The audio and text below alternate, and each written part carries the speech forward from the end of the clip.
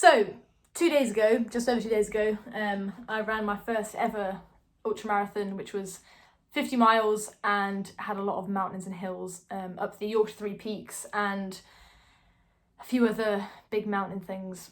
And it was absolutely incredible. And I basically just want to do a video to summarise my experience, to summarise and talk about how hard I found it, physically how I felt, mentally how I felt, and how I kind of got through it. Because I can't wrap my head around the fact that I've actually ran for that long, for that many miles. So I kind of just want to reflect on it and get a bit of also selfish catharsis for myself from speaking about it. So that's it. Also there's a skeleton here. It's not a dead body, it's just a skeleton. So also caveat, for some context, I have never ran anything of this distance ever before. Max I'd ever ran is 26.2 miles, which is a marathon, of which when I did that, I said to myself, I'm never, ever doing that ever again, and only did that once. So this was quite out of my depth, mentally, physically, and I had a lot of doubt about actually being able to do it. So it started at 6 a.m, so I was up at 3:30, eating my body weight in bagels, and trying to clear the system before running. And yeah, started at 6 a.m, and from 6 a.m. till 8 a.m, that was the hardest bit. Physically, felt great, felt fresh, which, was obviously a good thing I should have done.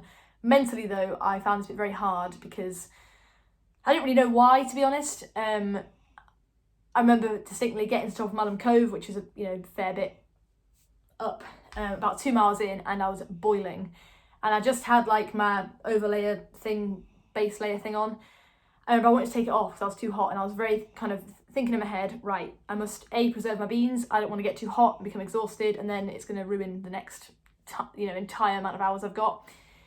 And basically the entire thing in my head the entire time was, I need to just keep on top of this machine, make sure everything is in a good state. So if this isn't a good state, then it doesn't matter how strong I am mentally, I can't actually finish it. So I wanted to take my jacket off, my base layer off, but because everybody started together in a group of 300, everybody was kind of together and going fast, and I started off at the back. And I thought, if I stop and take my bag off and then take off this jumper and then put it in my bag and then put my bag back on, it's going to take me about 2 or 3 minutes. And everyone's going to run past me and I'm going to get left behind. Not from a stance of like, I don't want to come last because I couldn't care less about where I came, but more from, just imagine me being in the middle of absolutely nowhere, on my own. So I was getting stressed at the fact that I couldn't stop, and then I obviously eventually stopped and sorted it out. And then that just put me in a negative headspace, and then I was thinking like, if I feel like this the entire round, and then I was just in a very negative mindset and was not enjoying it. I remember distinctly a very strong feeling about, maybe 5 miles in, wanting to shout to somebody and say, are you finding this really, really hard as well? Obviously I didn't do that because, you want to keep up a nice positive morale for the rest of the people doing it. But 2 hours in, I'd kind of sorted myself out and I was absolutely fine. And I realised the problem was I was just arguing with myself and latching on to any form of negative thought or doubt that I had in my mind instead of just letting it pass by and continuing with what I was doing. And mentally, that was kind of the hardest bit. And then got to about 20 miles in, and then that's when physically I started to feel a little bit ruined. My quads felt like they just kind of exploded out of my skin. And going uphill is obviously hard, and it's not just uphill, it's up an actual mountain. That's quite energy demanding and exhausting, but coming downhill on your quads, because your quads kind of act like a brake because of all that eccentric loading of your quads kind of landing, and your quads are stopping you from kind of falling and your knee from jerking. Quads felt absolutely blown up, and I was thinking, how are they gonna not blow up?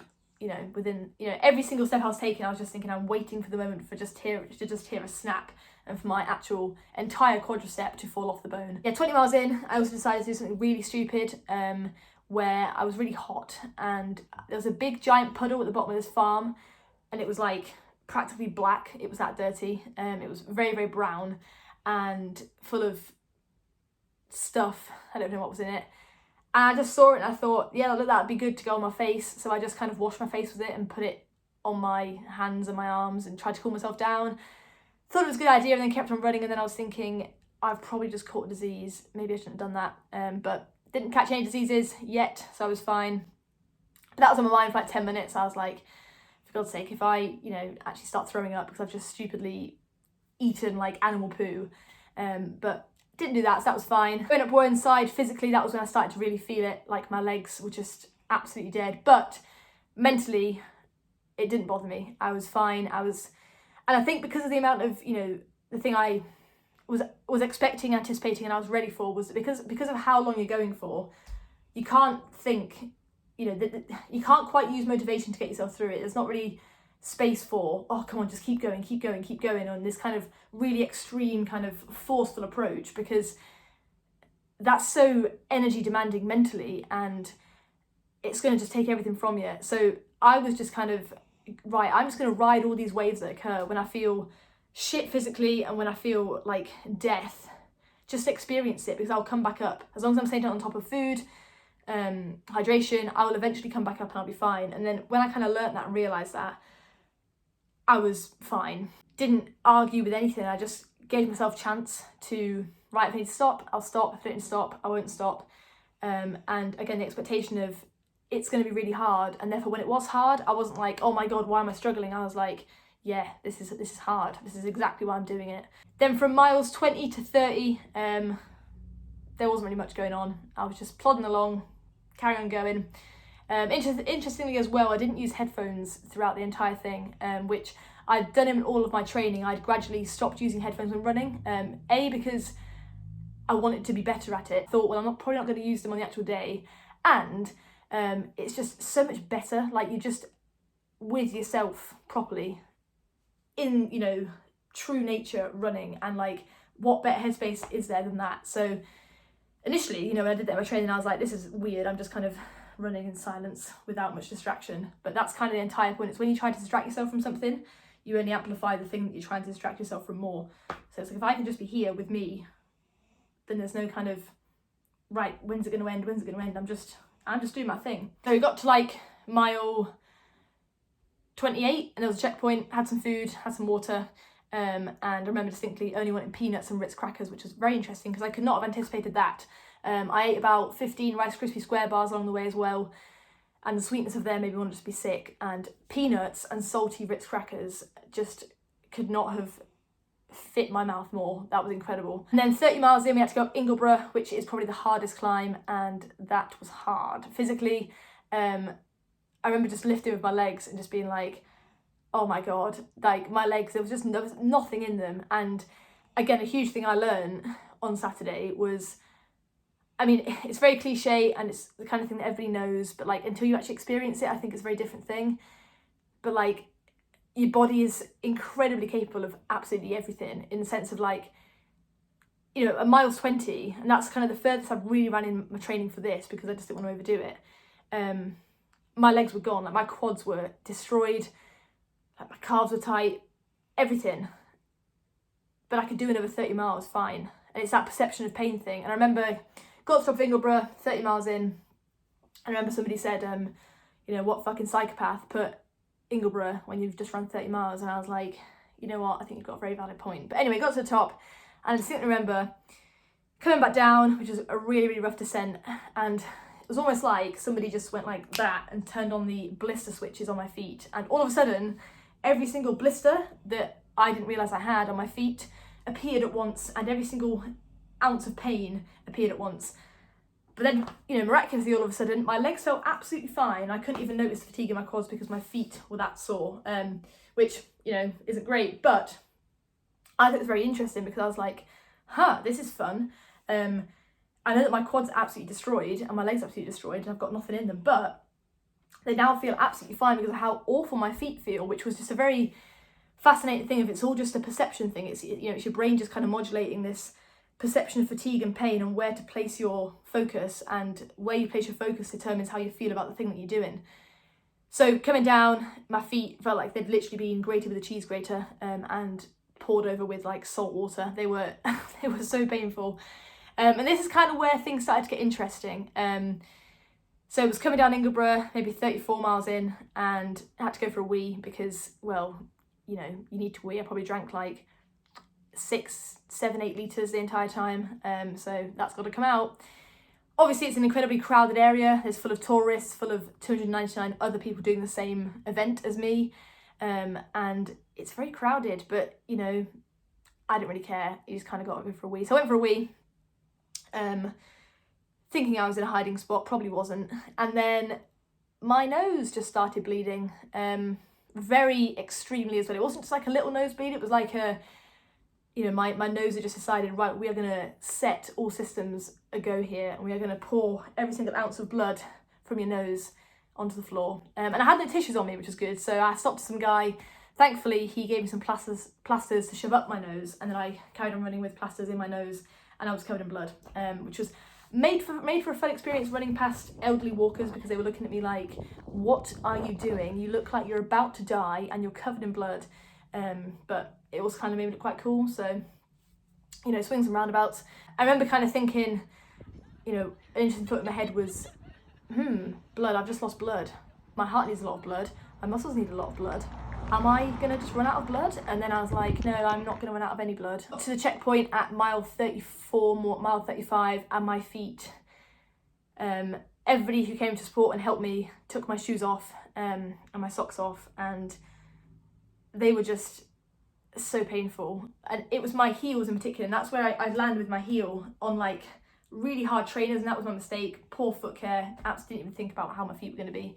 Every single step I was taking, it felt like somebody was putting a needle through my foot. Last checkpoint, I remember here, I was really kind of struggling to be with it. Like I wasn't quite there. Like I remember people speaking to me, and I wasn't really in here, but I wasn't really out there. I felt like I kind of maybe just lost my soul for a bit.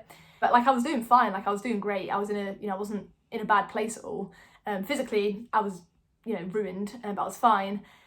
I had some food, and then bandaged my feet up, blister plastered them, changed my socks, and then went off again. And I remember this point from mile 35, whatever we're on, to mile 41, this was the hardest physically. Again, mentally doing fine, but physically, I don't think I've ever felt quite as ruined as I felt then.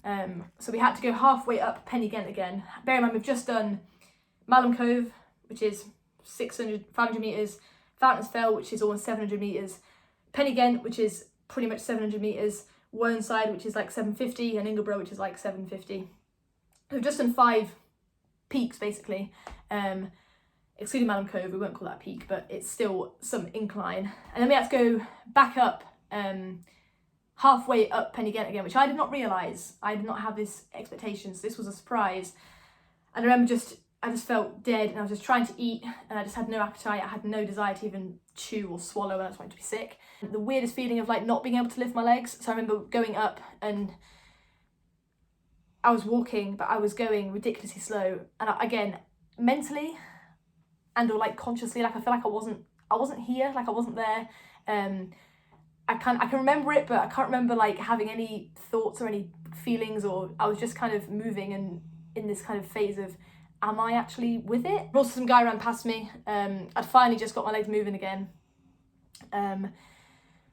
Was just in my own head, in my own zone, completely zoned out. And this guy ran past me and stopped me, which, firstly, I've just got moving, please don't stop me. But secondly, he stopped me for a very unimportant reason and ran past me and said, he was like, oh, that's not very fair. And I looked at him and I was like, what do you mean? And he was like, oh, there was nobody there as fit as you last time I did it.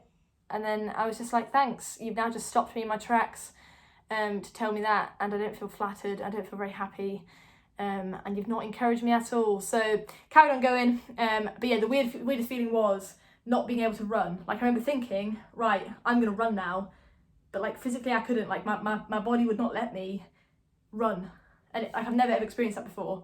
And I remember I've heard people say that, and I've always thought, yeah, but like you can actually just run, but like it was almost like I couldn't find the place in my brain to tell it to like do this with my legs, and I just couldn't do it. And then eventually got halfway up Pennine, and then it was time to come back down again before the last checkpoint. And my feet, I remember specifically there was a point where I took a step and 15 out of 10 sharp, really, really intense pain in my left bit of my heel. And I knew it was a blister, but it felt like it had just either popped or like exploded or grown or whatever it was. And I remember just shouting, fuck, because I thought I'm not going to be able to run on that, because prior to that point I'd been in probably about a 7-8 out of 10 pain with blisters, but I just kept on running on them because I was like, there's nothing I can do, just kind of grunt through it. And this one I was like, it almost felt like I had like a raw nerve ending and someone just like tapped it or like set fire to it. It was so painful. And then I remember trying to put pressure on my heel again, and almost like when you pick up a hot plate and you let go of it straight away, that's kind of what my foot did. Like, I just could not put any pressure on it. And then I was just stood and I was looking out and I was completely calm, I wasn't stressing, and I was just like, right, I've got 13 miles left. I know that I'm not causing any further damage. Like, if my knee had just gone and I knew that every other step I was doing I was actually like damaging tissue and could give myself an injury, then that would have been a completely different situation. But because I knew it was a blister, I was like, it really, really hurts, but I'm not making anything worse. Like, it's not going to get worse and worse and worse to the point where I can't walk. The pain can only be at a certain maximum. So I decided, all right, I'm going to start running down. And oh my God, the pain.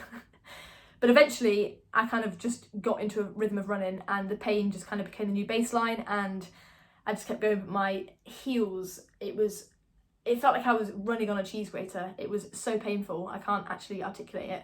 But kept going, then got to the last checkpoint, which was at mile 39, I think, 38, and I started getting really cold. I remember that. Stopped for some food, changed my socks again. Well, everyone else helped me change my socks. I remember I didn't want any food, but still ate, thanks to the encouragement of everybody else. I remember started getting cold, and then I was like, right, I've got 12 miles left. But again, in my head, knowing that's still about another 2.5, 3 hours, and we still had one more peak to go up, which was Fountains Fell again, which I'd already done. And again, it's about the same size as Penny again, and it's a real kind of gradual climb, and I just had nothing in my legs. And anyway, I remember standing up, right, last 12 miles, kept going, and I tried to run. I just could not bear the pain of my feet. I think once I'd sat down for like a minute, 2 minutes, getting going again, it was almost like my body kind of forgot about that pain I'd experienced, and then the second I stood and I tried to run, like, I couldn't. So I just kind of limped my way and then walked for a bit, tried to run again, and then it was just so painful. And then I just thought, it's fine. And I just decided to run through the pain, and it was absolutely fine. I mean, my feet are not thankful for that at the moment, but I got through it. And then going up Fountains Fell, that was tricky. That was really hard. That was a really steady incline. Got to the top, and then found loads and loads and loads of Tang Fasics in my bum bag, and I was like, that is exactly what I needed. And I just got absolutely ravenous and ate so much. Them Ritz crackers, more Rice Krispie square bars, more food, and yeah, and then probably about 8 miles left, and started to pick up a bit physically, energy wise. Like, I kind of came out a bit out of an energy dip and started running, because we got to the top, it was all kind of downhill, and in my head I was like, right, there's not actually any more kind of inclines, it's just a case of you just don't stop moving basically and you'll be fine. And started running, and again my feet were just they were just destroyed. Had another nosebleed as well, which was good. Got covered in blood again, which was also fun. And yeah, and then kept going, and got to Mile Ultramarathon, which is a big kind of lake, and then I had 5 miles left, and then only then in my head was I like, oh, I actually might be able to do this, because prior to that I was convinced, 100% convinced that, like I've said, not mentally that I couldn't do it, but physically something was going to happen. Either I was going to injure myself, I was going to collapse, I was going to be dehydrated, I was going to just go delirious, I was going to, whatever it was. I had no idea that I could manage to sustain my body, and I think I accidentally nailed the nutrition and hydration, so that was the thing that I think allowed me to carry on going, because there's a point where, especially when you're running for that kind of distance and time, it's not just a case of it's all in your head, because obviously so much of it is psychological and it is in your head, but if physically your body is ran out of energy, there's only so much mental turnaround you can do before you actually just start to collapse and go a bit kind of weird and whatever. Kept going, and then got to the last 3 miles, and only then did I let myself start really thinking about the finish. And I could actually see the finish, because I was up here, the finish line was kind of down here, and I could see it, and I was 3 miles away, and I was like, that's still actually another like 35 minutes. So again, just kind of stopped thinking about it, and I made sure here, I remember thinking, oh, I don't actually need to eat anymore because I'm almost at the end, and then I thought, there's 35 minutes for something.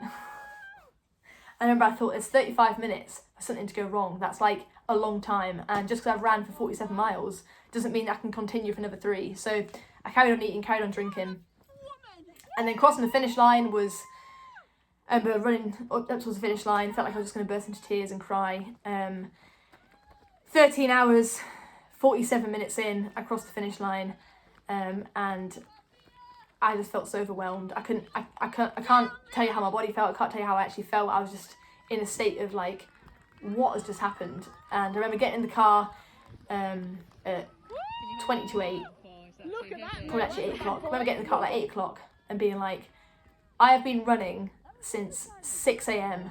and I just could not get my head around it. And then, and that was it. And then got home. And it was genuinely the best day of my entire life, having for two reasons, but the most important reason and the most kind of primary reason being having people there around me that I very much love and care about and were just incredibly helpful and helped me, you know, not only just with encouragement and support, but helped me at the actual checkpoints, things like changing my socks, you know, just encouragement and knowing that right in another 10 miles I'm going to see people. And it's just like it made such a big difference, and especially because it was such a big experience for me to have personally, kind of, you know, as like a self-achievement thing and such a big thing for me to actually do, to be able to share that with people without it just being a thing of, oh, well, I can tell you about it but you weren't actually there. It was just like ridiculously meaningful. So I've said thank you, but I'll say thank you again. Was it hard? Yeah, it was like really hard, but I didn't suffer. For the first 2 hours, again, like I said, that was the hardest bit mentally. Beyond that, even when I got to the absolute depths of what my body could actually do and I felt like I was literally going to collapse at any moment, mentally, I didn't panic. I didn't get stressed. I was just fine. I just kept going, and very kind of distinct thing in my head of, it was really hard and really painful, and, you know, I went through a lot, but mentally, like I wasn't suffering from it. I wasn't arguing with it. I wasn't thinking it shouldn't be like this. I wasn't making it worse in my head by saying things like, you know, oh my God, this is so hard. How am I going to do it? I was just like, just ride the wave. All I've got to do here, make sure I eat, make sure I drink, and move these legs. Everything else is just going to happen as it happens. And basically, never would I ever imagine that I would have actually ever done it, and have been able to actually run for that long, for that far, with that much elevation. But I did it. So huge sense of kind of achievement and self-pride and just shock, really. And, you know, 2 days later, my body is a bit ruined. Mentally, I'm still kind of not quite with it because my nervous system is just in the actual bin. But a few questions that people have asked. What did you do to keep your brain occupied? Now, as just said, you know, I didn't use any headphones. I didn't listen to anything for 14 hours. I just kept running.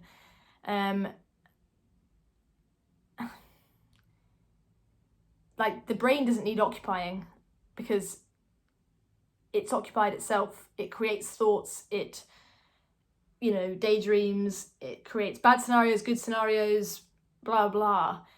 And occupying it is to try and distract it away from the thing that it's supposed to do. And I think that's what creates all these problems. When the thing I've massively learned and realised is, I'll just watch it happen. And when you do that, you kind of give yourself this space to just exist. And, you know, for me, Saturday was all about, I've just got an entire day to myself of just running and getting through rough bits, getting through good bits. You know, many lows, but many highs, and there's no resistance of that. It's going to be hard. It's going to be really hard. I'm probably going to find it, you know, hard, but it's going to be fine. And if it isn't, then it's fine. There was no pressure. There was no, you know, if I didn't do it, well, obviously I would have been gutted and disappointed, but I was like, I'm just going to do everything I can. And as long as I've done that, then that's fine. And ultimately, as long as you nail the nutrition and hydration, and you've got the kind of mental fortitude to not resist the fact that it's really hard and just to keep going, then I think anyone can do it. But without them 3 prerequisites, I think you'd find it incredibly hard, which, you know, a year ago I wouldn't have been able to do it because I would have done exactly that. Next question was, how did you keep going? Pretty much that really was, again, a huge thing of people being at checkpoints and there to support me. That was massive. Obviously, B, huge incentive of doing it was raising money for CALM, the suicide prevention line. C, I just don't stop. there was never a doubt in my mind that mentally I wasn't going to do it, because mentally I knew that however hard it gets, I will just keep going. And I was also very curious and intrigued as to how I'm going to feel. And that was kind of another thing that kept me going, was how much worse can this get? And it got worse, but I was fine. And I realised I can be fine with it as long as I'm not arguing with how bad it is. And I just am in the bad bit, and eventually I'll get to the good bit. But yeah, incredibly emotional, ridiculously good. Best thing as well was like the community of people, like just getting chatting to loads of different people. It's so supportive. Everyone's there to help each other rather than kind of compete against each other. And yeah, and that's definitely me sold into running now, which I was convinced I was sold before, but now that's kind of all I really want to ever do. And yeah, time to let my body heal, kind of see how long it takes me to recover. Physically, the day after, I couldn't actually walk. Now the only thing I'm suffering with is my feet, because they're all blistered, ripped and destroyed and just in pain. Don't have much of an appetite at the moment, but all to be expected from putting your body in such a state of overdrive for such a prolonged period of time. So time to recover, however long that takes, and then see what's next, I think. But I'd definitely like to do more, but I just obviously want to preserve my body for as long as possible, and I want to have knees when I'm like 30, so... But yeah, absolutely incredible experience, incredible, there's so many other things I have to say about it, but I've not quite realised them yet. I've not quite reflected on it enough to actually kind of come to a conclusion, but the best character building thing I've ever done for myself, because, that is evidence for me of, right, I can actually do things. And there were so many moments where, and I was never, ever going to stop. That was never even an option. But there were moments where I thought, oh my God, I feel terrible. Like, I couldn't quite conceptualise being able to just put myself through that and carry on. But something I've been trying to work on these last 2 years is doing exactly that, is just being better at being all right with what's going on and just carrying on anyway, rather than arguing with it and fighting it and making it 10 times worse. And that to me is a fascination with ultra running and running in general, is it's really fucking hard, but you can do it. And what is more of a rewarding thing than doing something really hard and completing it and enjoying it and wanting to do it again? So yeah, that's my experience of running 50 miles. Hopefully it was interesting. It was very cathartic for me to talk about. And yeah, that's it. Also got a very giant medal, which is cool. It's quite big, very heavy. So yeah, thanks for watching. Let me know your thoughts, feelings. The Just Giving page is still open, I'm pretty sure. We've raised £2,020 so far, so thank you everybody that's donated. It's for the campaign against Living Miserably, which is a suicide prevention helpline. They're an incredible charity that do actual practical life-changing work on being there for people when in such a time of crisis. So any kind of donation for that is appreciated. But yeah, this was long, so goodbye.